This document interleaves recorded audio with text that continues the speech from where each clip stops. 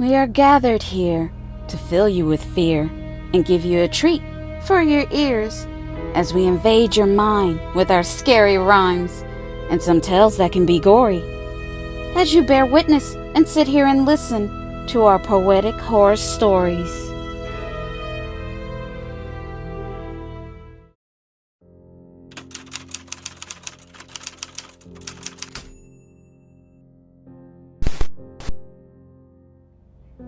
I found out the saying is true.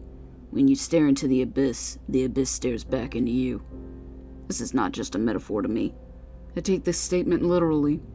We are all afraid of the unknown, because these are experiences or situations you have never encountered before. Because you don't know what to expect or what will happen next.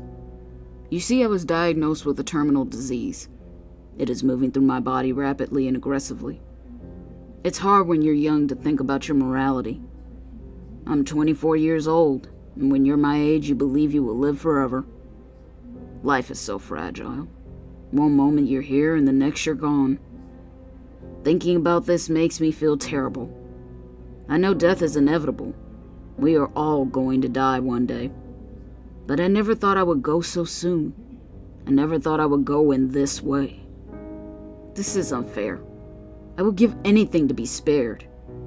This situation is always on my mind. It takes up all of my time. And time is something I don't have to waste. I have an uphill battle I need to face. My doctor recommended me for an experimental study, so they can study my disease, treat me, and for taking part, I can make some money. I'm praying for a miracle. This is my last hope. My schedule for the study is 3 days out of the week for my treatment, and I will go for a total of 8 weeks. When I first started the treatments, it was rough on me. But as time went on, it got somewhat easy. My lab work started showing positive results, and I was feeling much better than I was feeling before. My doctor was very pleased, and I was really happy. I was feeling back to normal. Actually, I was feeling immortal. I haven't felt this good in years. I felt like I did when I was a kid. But our experimental treatment was coming to its 8-week end, and I was feeling invincible, like a Superman. All because of the treatment and medicine. I was feeling powerful and strong, like I could bench press over 20 tons. My muscle mass was 50 times bigger than before, and I was looking a lot taller. I had to stoop down to go through doors. I was no longer a weakling. I felt like a real man. I could take on anything. I felt like I could crush stones in the palm of my hand. I felt wonderful. I felt like a god. I'm now a perfect specimen. I don't feel human anymore. What I was feeling came from beyond.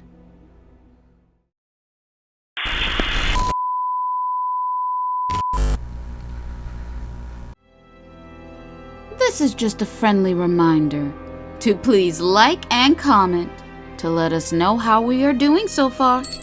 We would love to hear from you all. And if you're new, please subscribe and become a part of the PHS crew. And we thank you.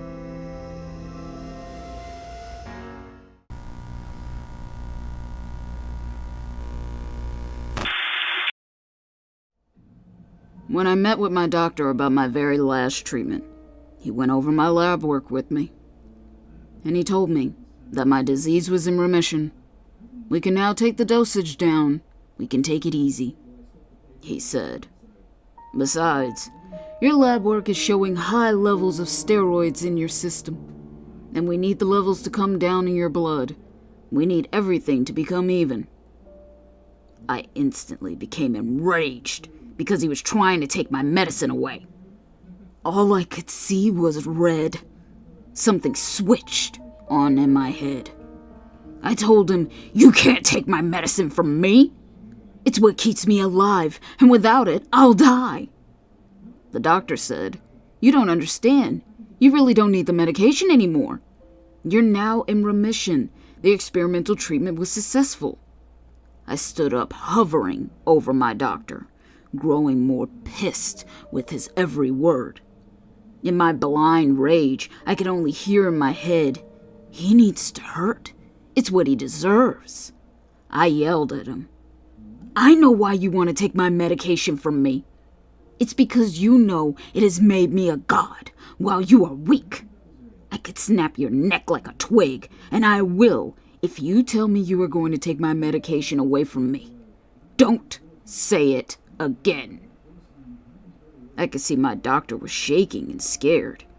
He was too afraid to move a muscle. He wouldn't dare.